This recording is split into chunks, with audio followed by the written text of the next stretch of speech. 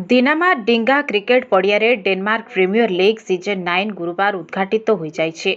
पूर्णचंद्र माझी जोगदे टूर्नामेंट को उद्घाटन करने सह क्रिकेट खेल द्वारा जड़े मनीष मानसिक और शारीरिक सुस्थ रही है बोली कहिथिले।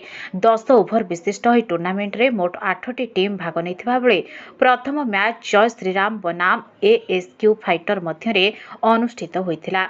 जय श्रीराम टॉस जीति प्रथमे बोलिंग निष्पत्ति नैथिला।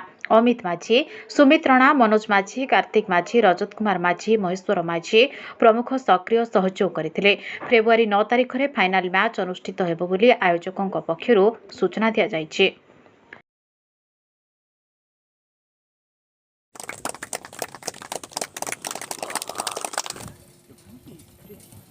प्रथम बॉल घुराई मारछन स्प्रेयर अंचल कुछर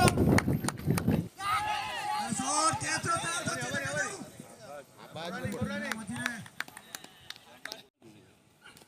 वाह छोड़ वाह छोड़ भाई बढ़िया छोड़ भाई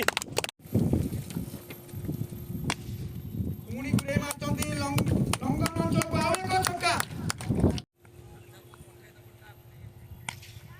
आउट को निशाला छक्का मुस्ताक गोलेटू मिटिकिली फुटी गला काइचो मुस्ताक मारुजी चौका छक्का देखियो आस सुंदर शॉट मुस्ताक गोलेटू आपली 30 कहिथिन बढ़िया स्कोर मु 20 कहिथिन 31 रन बिना कोनोसी विकेट हराई महंगा ओवर लाल कर प्रथम ओवर 31 रन दे सारचंती